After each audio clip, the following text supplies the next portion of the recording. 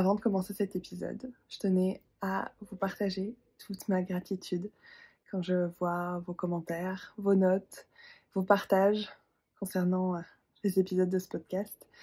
Je voulais vous dire que ça y est, j'ai ouvert la page Tipeee du podcast Récits aussi toxiques. Donc si vous souhaitez contribuer d'une autre façon à promouvoir et à soutenir mon travail, n'hésitez pas à vous rendre sur la page Tipeee.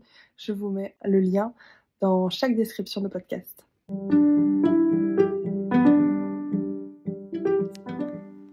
Bienvenue sur le podcast Récits aussi toxiques. Des histoires de naissance positives et empuissançantes. L'ocytocine, c'est l'hormone de l'amour. Ça signifie littéralement enfantement rapide. Je m'appelle Charlotte Ordou et j'ai l'honneur d'accompagner les familles en tant que doula. C'est durant ma dernière grossesse, où je cherchais à me nourrir de récits inspirants, que j'ai lancé les lives ocytociques sur Instagram. Vous retrouverez ici nos échanges. Porter l'espace pendant que mes invités viennent se livrer en toute authenticité est une expérience enthousiasmante et riche d'enseignements. Car il n'y a que les personnes qui enfantent pour savoir ce qui leur est juste. Installez-vous confortablement et plongez avec moi dans un bain d'ocytocine. Comment te sens-tu là ce soir? Ça va, merci. Et toi? Oh, je suis claquée.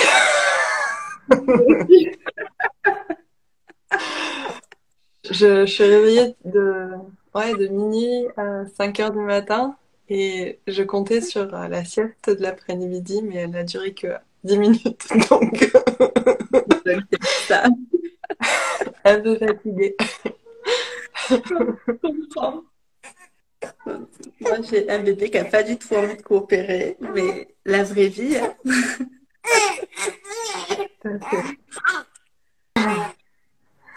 Salut Pichou. Ça lui fait quel âge là? il va avoir 4 mois. Ça passe trop vite. Tu veux parler toi aussi? Bah ouais.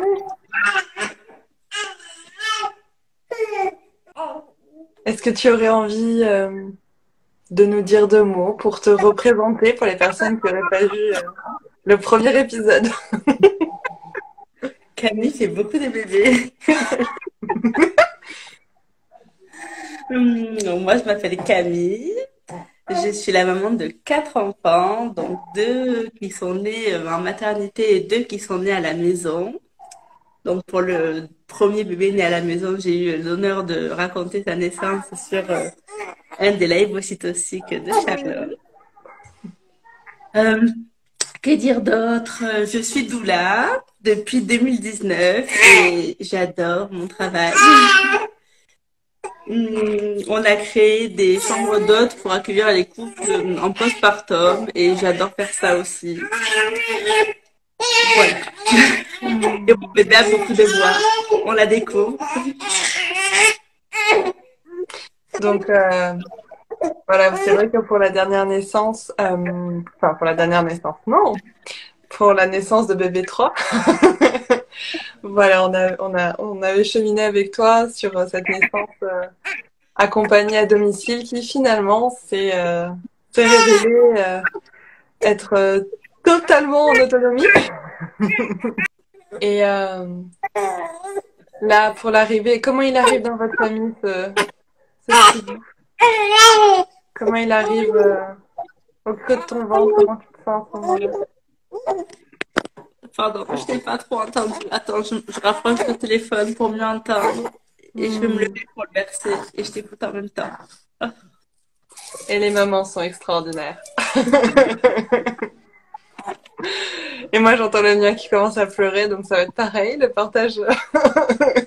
Je vais avoir une petite livraison. Donc, je te demandais comment ce petit être est arrivé au creux de toi. Comment s'est passée son arrivée, la découverte de cette nouvelle grossesse? Alors, après la naissance de bébé numéro 3, on a décidé de ne pas utiliser de moyens de contraception.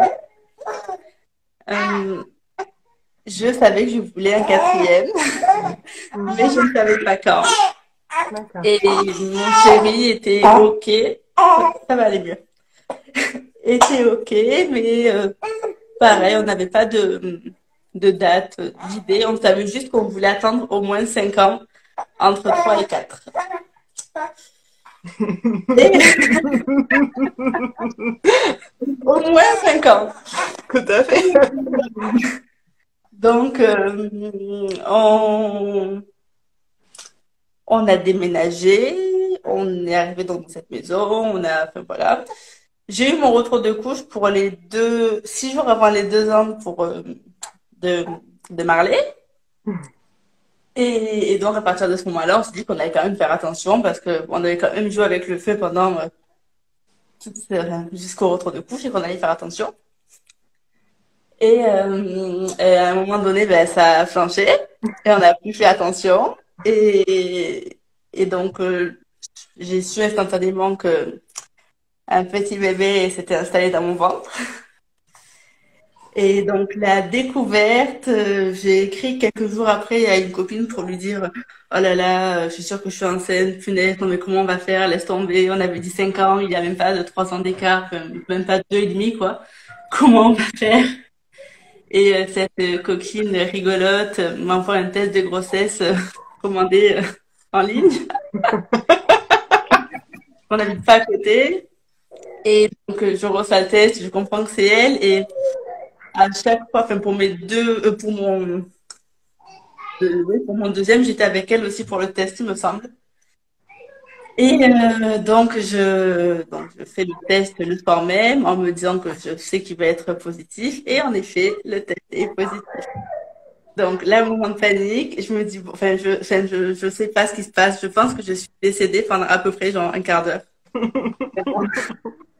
J'étais partagée entre le ouah, c'est trop bien, je vais avoir un nouveau bébé et ah non, mais c'est pas possible, c'est pas du tout ce qu'on avait prévu. Et j'étais tellement sûre que ça arrivait qu'aux autres en fait d'avoir des bébés quand t'avais pas décidé. Et en fait, et donc j'étais donc vraiment trop contente et à la fois de me dire voilà, un quatrième, il faut changer de voiture, quoi. Toujours très pragmatique. Changer de voiture, il y a plein de choses à prendre en considération. Donc, bon, j'écris à mes copines, je vais mourir, qu'est-ce qui se passe, je sais pas ce qui se passe.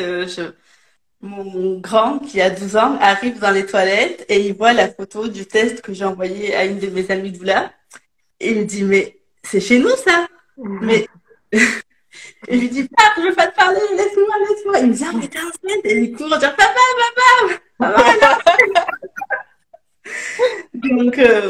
donc, papa avait capté parce que je revenais pas, donc il comprenait que si je revenais pas, c'est que j'étais, voilà. Bon, finalement, la soirée a été un peu, ça va, mais c'est pas grave, mais tout va bien, mais ça va, t'es juste enceinte, mais ça va. Ben, une soirée chez nous, quoi. Et finalement, le lendemain, tout était OK. Alors, la grossesse a été vachement fatigante et dure parce que j'ai eu comme de l'hyper-MS gravidique, mais pas, enfin, je dirais pas que c'est de l'hyper-MS gravidique, mais en fait, j'ai eu le Covid au début de la grossesse. Et franchement, le Covid enceinte, c'est pas mal, quoi. C'est vraiment pas mal. Donc, j'ai perdu 8 kilos en même pas 2 semaines. Enfin, ça a été vraiment costaud. Wow. Et ça m'a un peu gâché la grossesse, en fait. Et d'être aussi fatiguée et de me dire, enfin, j'adore être enceinte et de me dire que là, je ne pouvais pas profiter parce que j'étais fatiguée. C'était vraiment dur. Bon, finalement, quand même, il y a eu beaucoup de moments de joie. J'ai pu voir mes amis, enfin, donc ça a été quand même super chouette. Et donc voilà, finalement, la grossesse, j'ai plus été hyper heureuse de me dire, chouette, on va avoir un nouveau bébé, que paniquer. La panique, elle est vite passée et je me suis dit que ça allait bien se passer. Et ça va. On survit. On a sommeil, mais on survit.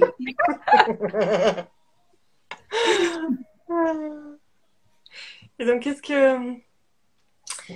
Voilà, tu disais que ça a un peu gâché ta grossesse. Comment t'as fait, on va dire, pour te nourrir un petit peu? C'est très bizarre de parler parce que j'ai toujours Robin avec moi.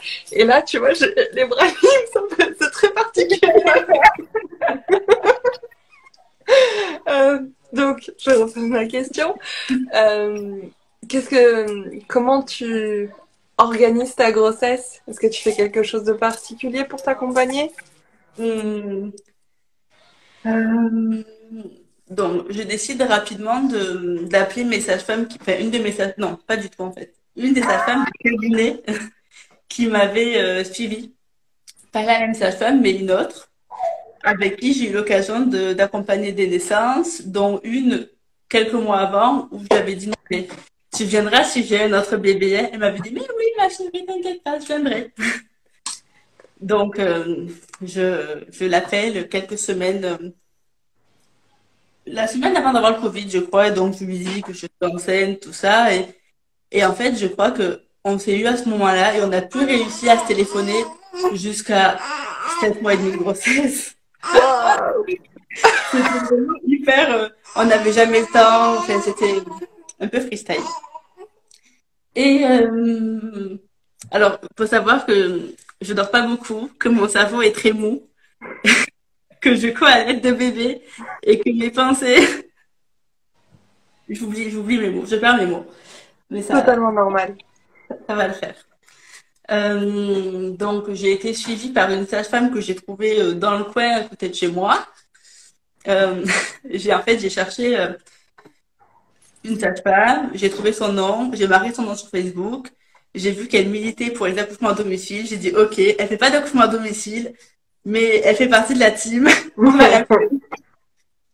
Donc je l'ai appelée et j'ai eu un suivi très classique, elle était super chouette, j'avais un peu de rancœur en moi que ce soit pas ma sage-femme que je connaissais, mais enfin, c'était le jeu au final, j'étais plus dans la même région et un suivi avec la même sage-femme, c'était vraiment pas possible. Et finalement, ça s'est très bien passé.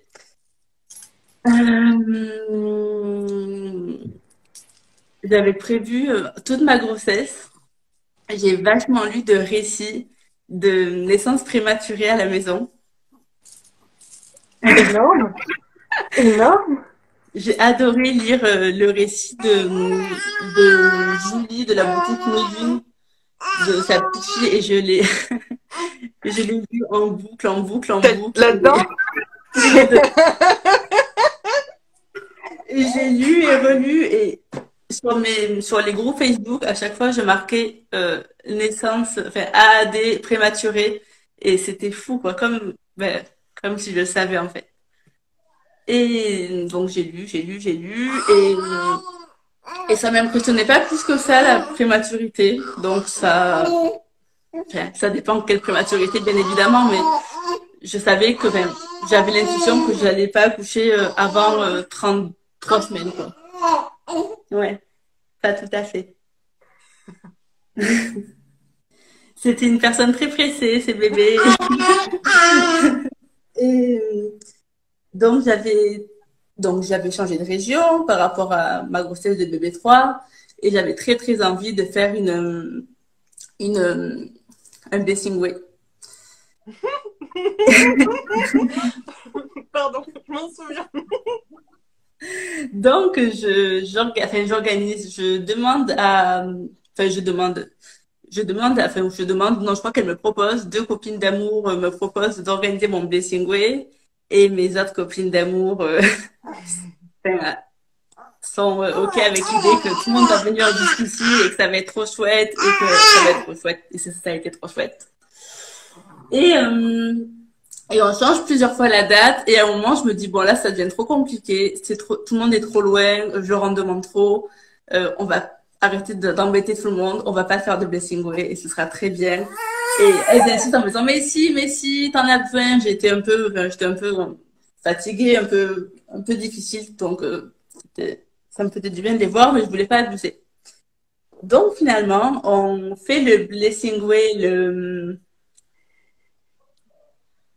8 ou le 9 octobre. Donc mes copines arrivent, c'est trop génial. Certaines restent pour dormir. Et j'avais trop dit en rigolant que j'allais accoucher quand elles étaient là. Sauf que là, ça coïncidait plus parce que j'étais vraiment trop tôt dans ma grossesse. J'étais qu'à 35 semaines, donc j'allais pas accoucher à 35 semaines, quoi.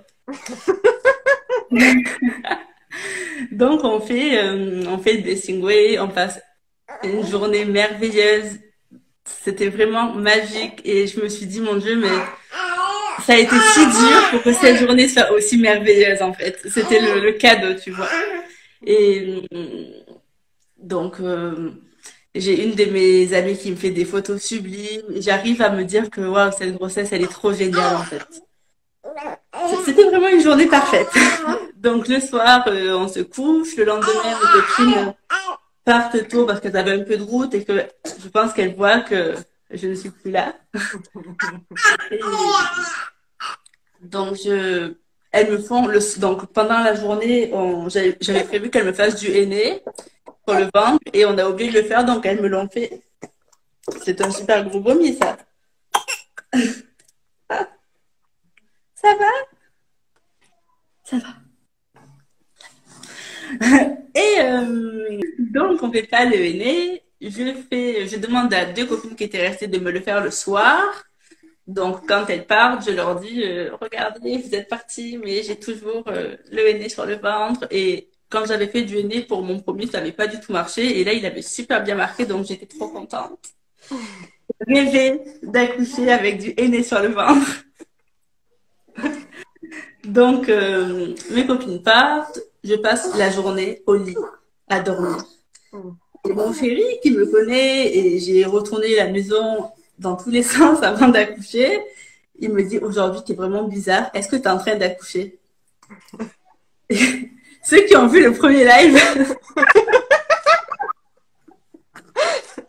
donc je lui dis non, allez, commence pas, laisse-moi tranquille, laisse-moi dormir. Il me dit non, mais enfin, on a 3 enfants, tu peux pas passer la journée au lit, il faut que ça tourne, on a des choses à faire, on est tous fatigués, allez, lève-toi, on s'y met et tu te reposes après.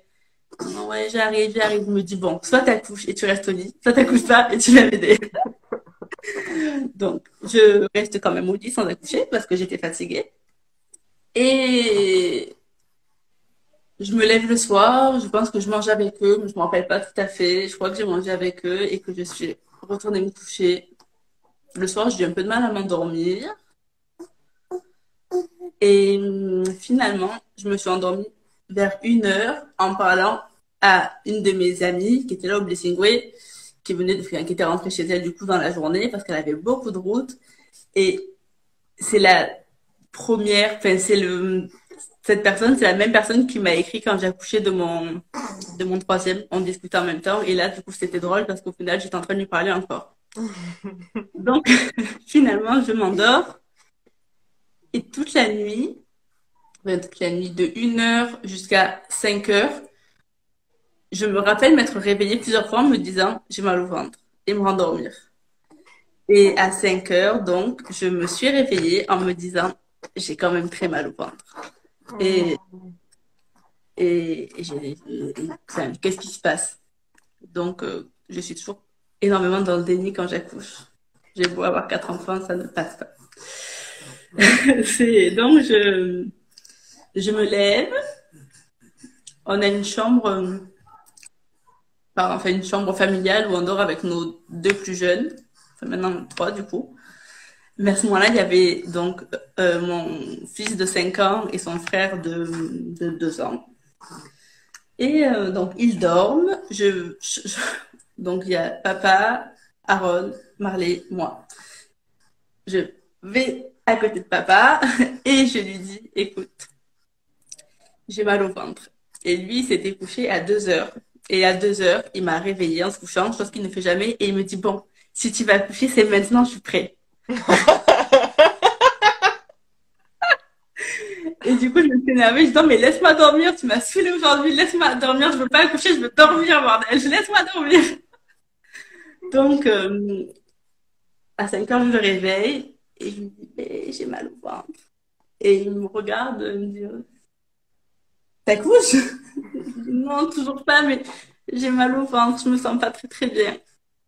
Et donc, il me fait un câlin. Je fais plus trop de bruit, enfin, je fais pas de bruit. Il croit que je me rendors. Il se tourne et je me lève. Et quand je me lève, je souffle en fait ma contraction. Hmm. Et il se retourne, il me regarde et il me dit, bon, donne-moi 2 minutes. Il se lève, toujours les mêmes rituels. Il va fumer une cigarette, boire un café. Il revient. Et donc, moi, je suis assise sur les toilettes et je le regarde et je me dis, mais qu'est-ce qu'il fait? Qu'est-ce qu'il fait encore? Qu'est-ce qu'il veut? Donc, il installe des alaises par terre et je lui dis, non, mais arrête, mets pas de bazar, range tout. En plus, j'ai pas racheté d'alaises, on en a pas beaucoup et ça sert à rien de sortir maintenant. Et il me dit, non, non, mais au pire, on les repliera, t'inquiète pas. Je rentre dans mon jeu, maintenant, il a compris qu'il fallait pas lutter. Et, et il allume une bougie. Il avait trop imaginé qu'il allait allumer une bougie. Parce que pour Marley, ça avait été tellement rapide qu'on n'a même pas eu le temps de réaliser que... Donc là, vu qu'il a saisi l'instant que c'était le moment, il a allumé sa bougie et il était trop content. Et moi aussi, j'étais trop contente d'avoir une bougie. Donc, je suis toujours assise sur les toilettes en ayant hyper mal au ventre et je me dis, punaise, je dois être malade. Je dois être malade. Et en même temps que je me dis ça, j'ai quand même une partie de moi qui me dit, putain, mais t'es vraiment, tu vois des vidéos de naissance toute la journée, t'assistes à des naissances, et pourquoi toi, tu serais malade, tu serais pas en train d'accoucher, tu vois? Pourquoi toi, t'es pas, pourquoi?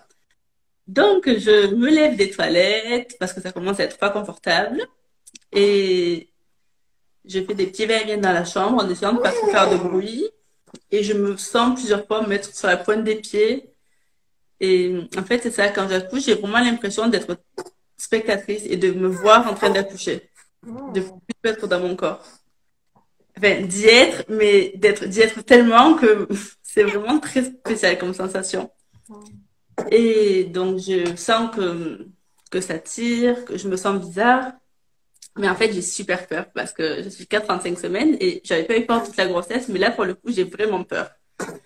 Et, et Mika me dit, est-ce que tu veux que je fasse quelque chose? Et je dis, ben oui, je veux que tu appelles Hélène et que tu lui dises que je suis en train d'accoucher. Et, et que tu lui dis surtout que je suis qu'à 35 semaines. Hmm. Et en fait, quand je lui dis ça, j'ai envie qu'il ait conscience que je suis qu'à 35 semaines et qu'il y a des risques. Mais j'ai pas envie de lui en parler moi sur le moment. J'ai pas envie de lui faire peur. J'ai pas envie que ce soit moi qui le fasse en fait. Et donc, il lui téléphone.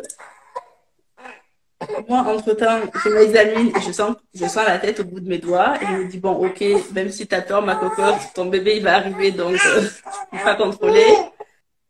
Je lui téléphone et il lui dit, donc, coucou, tu vas bien? Oui, ça va. Ben, Camille, elle est en train d'accoucher. Mais elle veut se dire qu'elle est qu'à 35 semaines. Donc, et elle lui dit, ah non, non, mais je suis vraiment trop, trop loin. Appelle le SAMU.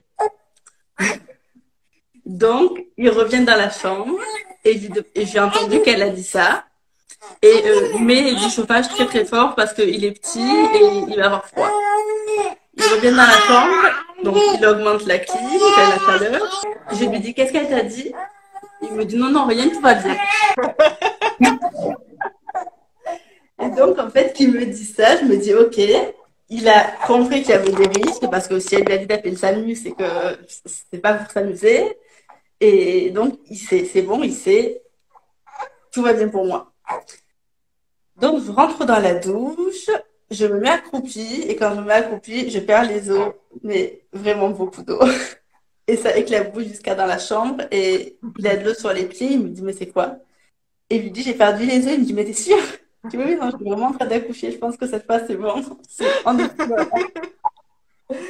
Et je sors de la douche et je pense que mon bébé était un peu mal installé. Je pense qu'il était le dos contre mon dos et je me mettais dans des positions vraiment bizarres, enfin, comme quand t'as le bébé dans le dos, tu vois.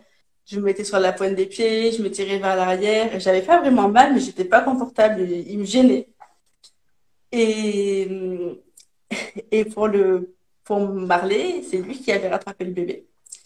Et là, toute la grossesse, je lui ai dit que c'était moi qui allais l'attraper et que s'il tombait, c'était pas grave, mais c'était moi la première qui allait le toucher. Donc, entre-temps, mes deux plus jeunes se réveillent et celui qui est toujours allaité, il me dit, maman, je veux téter. Non, tu vas pas téter du tout, mon chat. Et on leur donne des téléphones avec des musiques et ils écoutent des musiques. Donc, il y a Baby Shark, il est 6 heures du matin, il y a Baby Shark dans la chambre. Et maman qui est en train d'accoucher dans la salle de bain de la chambre. La vie. Et donc, Baby Shark, moi, je suis accroupie sur les fameuses alaises. Et quand donc je me re-examine et je lui dis non, ça, enfin, il arrive, donc enfin, mets-toi devant, mets-toi où tu veux, mais enfin, rappelle-toi que c'est moi qui l'attrape. Je suis même pas sûre de le dire, mais je crois que donc alors pour Marley, ça avait, enfin, il est vraiment sorti comme un bouchon de champagne. Et là, j'ai intuité que c'était un petit bébé et que quand c'était petit, bah, ça faisait plus mal. Et je sais pas pourquoi je m'étais enregistré ça dans ma tête et du coup, eh ben, j'ai eu un peu plus mal que pour Marley. Donc, je D'accord. sentais que ça poussait fort, mais je sentais que lui, il n'avait pas autant de pression en fait qu'un gros bébé. Et donc, j'accompagnais un peu les poussées et donc je l'ai vraiment senti tout sortir et c'était trop trop chouette de vraiment sentir tout ce mouvement. Enfin, c'était vraiment trop trop chouette en fait. De le sentir et je regardais Mika et il me disait, enfin, il me disait des phrases très très mignonnes et c'était vraiment trop chouette de vivre l'instant vraiment, ce qui avait manqué pour moi au final parce que c'était trop trop rapide et tu te réveilles et t'as un bébé dans les bras, c'est vraiment très bizarre quoi. Donc là, on a vraiment eu le temps de vivre le truc et c'était trop magique. Et bon, ça a duré 1 heure, mais c'était super long du coup, 1 heure par rapport à la naissance et on était super contents. Donc, Marceau sort, il tombe par terre. Et je le regarde et je me dis, enfin, il me semblait pas aussi petit que ce qu'il était vraiment sur le moment. Je me dis, waouh, mais il est super gros, enfin, il est trop beau. Et je le laisse par terre quelques secondes. Et donc Mika me regarde et il me dit, tu peux le ramasser s'il te plaît? Ça me perturbait vraiment de le voir par terre. Donc je ramasse mon bébé, je l'aspire. Du coup, je trouvais qu'il était vachement encombré. Et je le garde contre moi et je me dis, c'est fou comme j'ai eu du mal à m'imaginer que j'allais avoir un autre bébé. Et comme là, maintenant, tout de suite, enfin, c'est pas possible que ce soit autrement, en fait. Et c'était vraiment trop beau. Et j'arrivais vraiment pas à imaginer qu'il aurait pu ne pas être là. C'était vraiment fou. Coucou bébé! Donc, oui, je l'attrape et entre-temps, je dis à Mika, va rappeler la sage-femme pour pas qu'elle stresse. Parce que, enfin, quand même, on lui a mis un petit coup de pression à 5 heures du matin. On va la rassurer. Donc, il la rappelle et elle lui dit, enfin, elle s'excuse, elle lui dit, je sais pas pourquoi je t'ai dit d'appeler le SAMU en fait, parce que enfin, c'est une mauvaise idée. Un bébé prématuré, le SAMU, on vous aurait vraiment embêté à l'hôpital. Donc, je sais pas pourquoi j'ai. Puis elle dit, voilà, j'étais loin, ça m'a fait paniquer d'être loin, de pas pouvoir être là en cas de problème, mais non, je lui dis non, mais t'inquiète, enfin, t'as fait ton travail et c'est ok que t'aies fait ça en fait. Et merci de l'avoir fait parce que ça m'a aidé à complètement lâcher sur le potentiel risque. Et donc, donc je garde Marceau contre moi et je décide d'aller dans le lit parce que je serais dans mon lit que par terre. Et je le garde contre moi, donc son papa veut le prendre, je lui dis non. Je le voulais pas, je voulais vraiment autant pour. Et je me dis c'est vraiment fou parce que pour Marley, j'avais eu ce truc de donner mon bébé hyper animal, mais j'avais réussi à lui rendre et là c'était vraiment pas possible qu'il le touche en fait. Je voulais que personne le touche. Donc, on se met dans le lit, on s'installe, un des frères passe et le regarde et il dit, en montrant du doigt, c'est quoi ça? Donc, on l'explique, ben, viens voir, c'est ton frère. Donc, il le regarde vite fait, mais bon, Baby Shark, c'était vachement plus intéressant que le petit frère. Donc, il retourne se mettre dans le lit tranquillement, jusqu'à ce qu'il réalise qu'il y a un bébé dans la maison, et d'un coup, c'est la grande euphorie dans la maison. Donc, mes parents habitent au-dessus de chez nous, et ma mère m'écrit, et donc, on leur avait dit que quand le bébé naîtrait, on ne les préviendrait pas parce qu'ils allaient être stressés, et que on les préviendrait quand le placenta serait sorti. Sauf que je sais que je délivre au bout d'assez longtemps et ma mère m'écrit et je me dis bon, qu'est-ce que je fais? Je lui réponds, je lui réponds pas. Si je réponds pas, elle va descendre ou sans répondre. Et elle me dit, oh là là, c'est speed ce matin, il y a des va-et-vient, il y a déjà la lumière, tout va bien. Et je lui dis, oui, Marceau est là. Et ma mère, toujours très émotive, qui me dit, mais c'est-à-dire, il est où? Il est avec vous? Oh là là, je vais tomber. Je dis, non, non, ne tombe pas. On a échappé au SAMU, reste sur tes pieds, tout va bien. Donc, elle me demande s'ils peuvent descendre et ils arrivent pour voir leur quatrième petit-fils.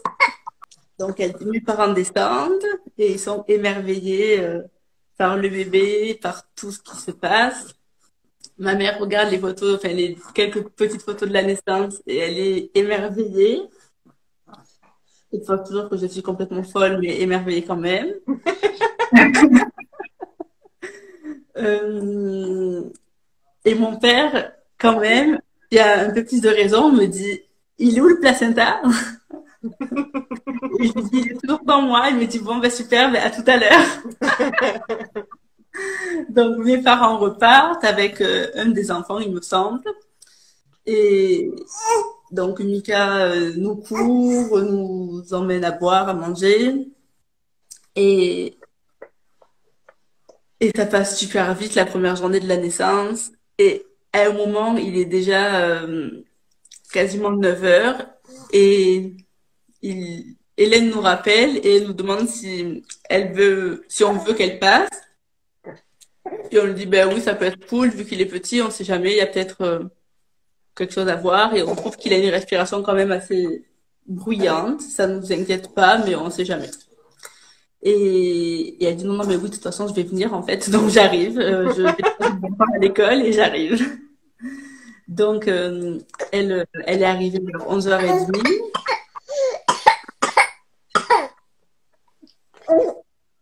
Elle donne beaucoup trop de lait à son bébé.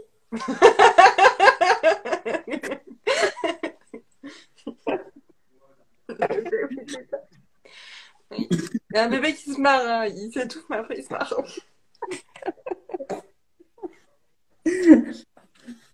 Et donc, vers 9h30, donc 2 bonnes heures après la naissance de Marceau, je me dis, bon, ce serait quand même chouette qu'on pense au placenta. Et donc, je demande un saladier, je m'assois sur le saladier et je pousse 3 fois et le placenta sort. Et j'étais trop, trop, trop contente. C'était le truc accompli qui s'était un peu mal passé, mais qui avait été plus compliqué pour la précédente naissance. Et donc, je suis trop contente qu'il soit sorti tout seul. Et je savais juste que mes placentas enfin, que les placentas de mes bébés étaient longs à sortir. Donc, le placenta sort. Il est trop beau. Marley découvre une passion incroyable pour les placentas. Il le touche, il le relève. Papa en PLS qui dit il faut vraiment qu'il arrête de le toucher comme ça, c'est vraiment bizarre. Moi, je trouvais ça tellement mignon enfin, je me suis dit mon fils c'est Michel Audin quoi. J'étais trop contente de le voir passionné. J'adore. Le placenta était vraiment gros et j'étais émerveillée par ce gros placenta avec ce tout petit bébé à côté. Je pense que le placenta est plus gros que lui, en fait. C'est vraiment fou. Et donc, dans ces 2 heures qui ont semblé être 3 minutes, la sage-femme arrive et Et c'est vraiment trop chouette quand elle arrive. Elle se re-excuse et je lui redis qu'elle a vraiment pas à s'excuser, qu'elle a fait ce qui lui semblait juste. Et enfin, c'est ce que j'adore avec ces sages-femmes, c'est qu'elles ont toujours ce truc de remise en question, mais en fait, des fois, il y a même pas lieu d'être parce que c'était évident qu'il y avait un risque à 35 semaines enfin, et que c'était vraiment le truc le plus juste de nous dire d'aller à l'hôpital et ça aurait été pas cool qu'elles nous disent pas, en fait, parce que ça aurait pu mal se passer. Et, enfin, donc voilà, elle arrive et elle entend sa respiration et elle me donne une position pour l'installer et elle me dit bon voilà, ça y est, il respire bien. Et en effet, en 30 secondes, il respirait bien. Donc, bien garder son bébé assis droit contre vous si vous avez un bébé prématuré. Donc, il respire super bien, elle l'examine, tout va bien et on le pèse, mais on a du mal à le peser parce qu'il y a toujours le placenta accroché, il y a à peu près 15 langes sur lui. Donc, il pèse presque 3 kilos et je me dis non, il fait pas 3 kilos. S'il fait 2 kilos 4, 2 kilos 7, c'est le bout du monde, mais il fait pas 3 kilos. Et, et ça a été un peu le truc difficile, c'est que du coup, on a eu l'impression qu'il avait perdu beaucoup, beaucoup de poids, alors qu'en fait, je pense qu'il en a pas perdu tant que ça, et du coup, ça a été un peu la panique. J'ai dû appeler une consultante en lactation rapidement, voir s'il y avait un souci, et Mika qui est super zen, donc plus ça va et plus je me rends compte qu'il est vraiment très très trop zen, me disait mais non, tout va bien, regarde, il grossit. Le matin il prenait, il disait oh là là, il a grossi cette nuit. Enfin, il voyait que tout allait bien et il voulait me rassurer parce que enfin, c'est vrai qu'on voyait qu'il allait bien, mais du coup ça avait quand même allumé une petite alerte en moi qui disait surveille, fais attention. Et il dormait beaucoup, donc j'avais quand même peur qu'il prenne pas assez de poids. Mais finalement, il a bien pris du poids et on s'est rendu compte que non, il y avait vraiment eu une erreur à la première pesée avec tous ces linges et ce placenta qui tirait sur le truc. Enfin, c'était un faux poids. Du coup, voilà, tout s'est bien passé. J'ai eu un postpartum merveilleux. C'était vraiment chouette après cette grossesse difficile d'avoir ce postpartum tout doux où je l'avais vraiment autant pour ma précédente grossesse, je m'étais dit si j'arrive à accoucher chez moi, tout ira bien et le reste, on s'en fout. Grossière erreur. Et erreur de débutante. Et là, cette fois, je m'étais dit, j'aimerais vraiment un postpartum plus doux. Et du coup, oui, là, il n'y avait pas de problème de frein. Enfin, on n'a pas dû courir à droite, à gauche. L'allaitement, enfin, le co-allaitement s'est lancé directement, bien passé. Il y avait du lait à foison. Malais qui était trop content qu'il y ait autant de lait. Bébé qui se noyait un peu, mais enfin, tout allait bien, quoi. Et je suis restée assez longtemps au lit avec ma maman qui me faisait des repas et qui me descendait les repas. Enfin, j'avais un petit déjeuner au lit. J'ai eu une petite vie de princesse et c'était trop, trop chouette. Et je veux refaire un bébé pour revivre un postpartum aussi doux. Voilà. Mais c'était trop, trop chouette et c'était vraiment fou, enfin, d'accoucher même pas 2 jours après avoir vu mes amis si chers, d'avoir mes parents au-dessus, enfin, c'était fou, quoi. C'était vraiment fou. Il y a Marion qui te dit tu mérites tellement ce soin. La douce Marion. Mais oui, tu vois, je me dis que ça devrait être normal, voilà, de prendre ce soin lors postpartum et s'offrir aussi cet espace de prendre soin. J'ai fait un petit tirage, tu vois, avant que... Et voilà ce qui est sorti. Je sais pas si tu l'as dit à l'endroit. Prendre soin de, Vous. de vous. Non, c'est à l'envers, mais voilà. Donc, c'est vraiment ça. On donne tellement, tu vois, que ce soit notre poitrine qui nourrit nos bébés, que ce soit nos mains qui prennent soin. On est tellement dans le don que il y a besoin d'être honoré, d'être célébré pour tout ce qui est fait. Et donc, ouais, ce soin ne devrait pas durer que que le mois après la naissance. Le postpartum dure 3 ans, il me semble, non? Voilà. Non, mais c'est vrai que, enfin, moi, j'ai conscience de la chance que j'ai aussi d'avoir mes parents à côté et quand je suis vraiment fatiguée et que ça se voit d'avoir ma mère qui dit ce soir cuisine pas, je prépare un repas, enfin, euh, je suis vraiment, enfin, je me sens vraiment chanceuse de pouvoir vivre ça et il dure toute la vie les postpartum, je suis d'accord. Mais c'est, ouais, c'est ce que j'ai voulu offrir quand j'ai créé mes chambres Mama Toto. Je rêvais d'un lieu où les femmes accouchent et je me suis dit, mais en fait, tout le monde, je rigole pour le message de Charlotte, mais en fait, tout le monde sait où accoucher plus ou moins et ça, en fait, on n'a pas besoin d'endroit particulier pour le faire. Mais en fait, on a vraiment besoin d'un endroit pour se reposer. Ouais. Et quand on est chez soi, souvent, on prend pas ce temps. On se dit, ben, il y a le mari, il y a les enfants, il y a la pression de la famille et on s'autorise pas en fait à le faire parce que ben voilà, feignante, toi ça va, t'as juste accouché, enfin on sait tout ce qu'on peut entendre de farfelu comme idée. Ouais. Vas-y. Et du coup c'est ouais, je trouve qu'il y a vraiment un besoin de s'offrir des postpartum tout doux en fait et c'est tellement bénéfique. Je trouve que ça a été comme la grossesse a été difficile, tout ce que j'ai ressenti émotionnellement, je me suis vraiment sentie, je pense que j'ai eu une mini dépression prénatale. Enfin, c'était vraiment, vraiment intense par moment. Et je me dis, si j'avais pas eu un postpartum aussi doux, est-ce que on ne saura jamais, mais est-ce que ça y est, il s'endort. Est-ce que enfin, est-ce que j'aurais le même lien avec lui? Est-ce que ce serait pas plus difficile? Est-ce que j'aurais pas de la rancœur, mais est-ce que ce serait pas différent?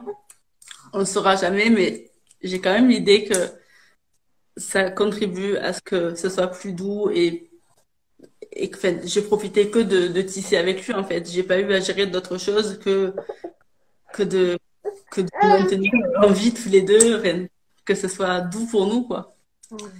Donc, c'était vraiment chouette de pouvoir vivre ça. Et c'est vrai qu'à plusieurs moments, je me suis dit, au bout de 2 semaines, oh là là, j'ai envie de le montrer à la terre entière, donc j'avais envie de sortir et qu'on le voit et regardez comme il est beau, mon bébé. Mais en fait, je savais tellement qu'une fois que j'allais sortir, ben, c'est fini. Une fois que tu t'es habillé et que tu as habillé ton bébé, ben, tu le remets pas tout nu. Enfin, c'est rare de le redéshabiller. C'était l'hiver en plus et on est vraiment restés tous les deux nus dans notre lit pendant au moins plus, je pense, mais au moins 15 jours. Et je savais que à partir du moment où on allait sortir, ben, la vie allait reprendre. Donc, je me suis dit, OK, t'as envie de le montrer. T'as envie que tout le monde voit comme il est beau ton bébé, mais en fait, on s'en fout et t'as le temps parce que ça va se passer. Mais là, ce que tu vis, tu pourras pas le revivre. Donc, profite. Et je suis contente d'avoir quand même réussi, du coup, à rester, à profiter de ce mini bébé qui était vraiment tout petit pour le coup. On aurait dit un petit poupon, tu sais, les poupons lestés, tout petits. On aurait dit une petite corolle, quoi. C'était très mignon. Je trouve ça. En fait, ce que je vais retenir de la partie, tu sais, un peu où on peut t'inquiéter, oui, parce que c'est 35 semaines et c'est la sagesse, en fait, la sagesse dans le terme connaissance que toi et Nika, vous avez eu dans le sens où. Ouais, voilà, donc c'est la sagesse dans le sens de connaissance, mais en fait, vous sentez que ça va, que effectivement vous entendez que la respiration est pas. Et en même temps, vous sentez que ça va. C'est ça que j'ai vraiment envie de célébrer, de remettre en avant, c'est que, ben, en fait, vous êtes les spécialistes. Et il y a, voilà. Tout comme, voilà, Hélène a dit, faut appeler le SAMU et que ce soit toi ou Mika, non, non, rien, c'est bon. On Mais c'est continue. ça, je pense que si elle avait été là, elle aurait senti que c'était différent. Mais qu'après coup, elle se dit, mais en fait, tant que t'es pas dans la naissance, t'arrives pas à capter ce qui se passe. Et du coup, je peux comprendre au final le stress des personnes extérieures. Mais quand tu y es, tu sens que non, là, ça va. Enfin, on a senti que là, ça allait. Et il y a pas longtemps, Amika, donc on a redébattu, enfin, redébattu, reparlé de la naissance. Et je lui dis, non, je lui parle à une copine et je lui dis, oui, j'ai tout le long, je lui parlais et je lui disais, allez mon bébé, viens mon bébé, bouge enfin, bouge mon bébé et je le sentais bouger et je le sentais, à chaque fois que je lui parlais, je le sentais avancer. Et il m'a dit, mais t'as pas parlé, hein? Je lui ai dit, mais si, j'ai fait que lui parler. Il m'a dit, ah non, t'as pas dit un mot. Et moi, je suis persuadée de l'avoir appelé à voix haute et alors que non, en fait. Et, et du coup, enfin, du coup, je lui ai quand même parlé, mais dans ma tête, visiblement, et je le sentais vraiment bouger et réceptif, et je sentais sa présence tellement forte qu'en fait, j'avais l'impression de lui parler vraiment comme on se parle là, tellement que Mhm. qu'on était connectés.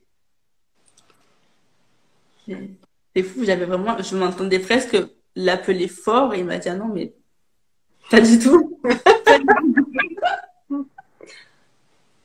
tout, pas. Mhm. Il me regardait.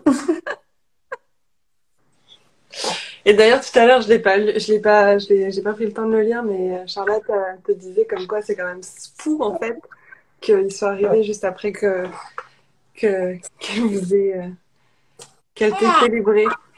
C'est tellement fou. Grosse C'était décharge d'ocytocine! C'est ça, mais complètement. Et j'aurais tellement aimé, il y a une de mes amies doula que j'embêtais en rigolant, je lui disais, oui, tu vas être là pour l'ANA inopinée enfin, l'ANA inopinée, c'était pas trop inopiné parce que là, pour le coup, il n'y avait pas de sage-femme féminine, mais pour l'arrivée des bébés Marceau, 100 personnes, et me disait, non, non, mais ça va, si c'est toi, je suis OK de faire un nana. Et je suis trop sûre que j'allais accoucher quand elle allait être là, mais à la fois, c'était pas possible. Et en fait, presque, quoi. Mhm. C'est trop, trop cool. C'était trop chouette d'avoir les copines à la maison. Trop, trop chouette. Bon, comment tu te sens là, après avoir déposé Mais je suis contente parce que je l'ai pas beaucoup raconté sa naissance encore. Et tout à l'heure, quand tu m'as écrit, donc j'ai eu ce petit moment de me dire, mais en fait, j'avais tellement envie de raconter donc à Charlotte, à Selena, à mes amis très chers, à leur raconter en réel. Et en fait, on n'a pas encore eu l'occasion de se voir. Et je me suis dit non, mais en fait, c'est trop cool parce que elles vont peut-être être là, elles vont peut-être l'entendre. Si elles l'entendent pas, ben, je leur raconterai de vive voix, mais au moins, ça y est, je leur partage la naissance et ça ferme un petit truc et ça en ouvre, et ça ouvre une nouvelle porte et je suis contente d'avoir pu déposer sa naissance. Oh, merci. Merci de m'avoir fait cet honneur, Camille. 2 fois!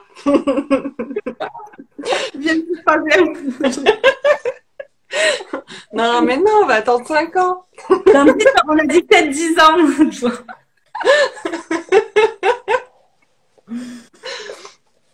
Mais Mm. oui.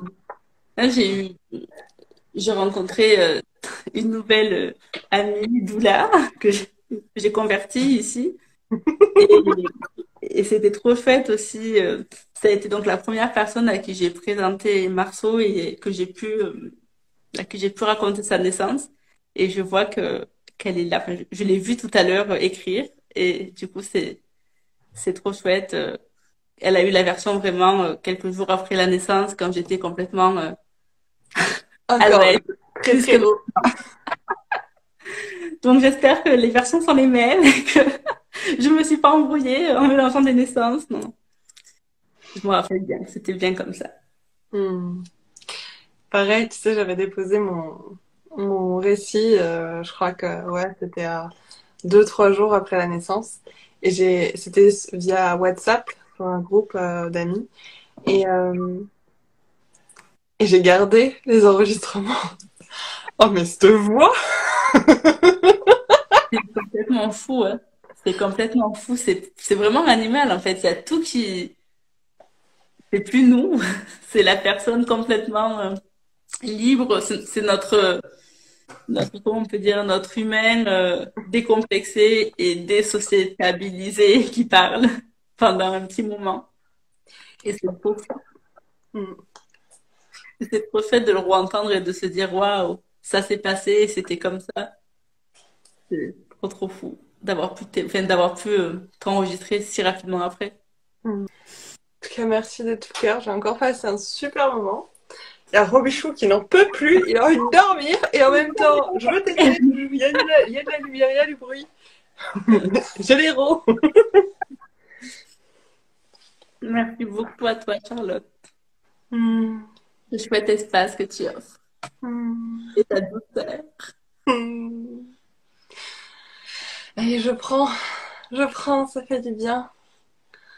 Je te fais des très très gros bisous. Je te souhaite de passer une très belle soirée. Merci à toi, merci à ta famille, merci à Marceau aussi. Et, euh, et plein de choueaux doudous, plein d'amour, plein d'ocytocine. Et 12 continuations. Peut-être pas 3 ans allongés, comme disait Charlotte, mais. C'est bon. Mm. Merci beaucoup et bonne nuit.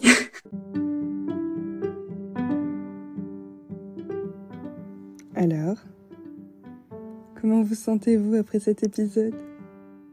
J'ai très envie de connaître vos ressentis, donc n'hésitez pas à les écrire en commentaire.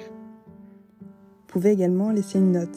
Cela contribue à donner plus de visibilité à ces aventures en puissançantes. Si cela résonne juste pour vous, partagez cette histoire, qu'elle puisse soutenir d'autres familles en cheminement. Je vous remercie, vous envoie plein de chauds doudous et vous dis à la semaine prochaine pour un nouveau récit ocytocique.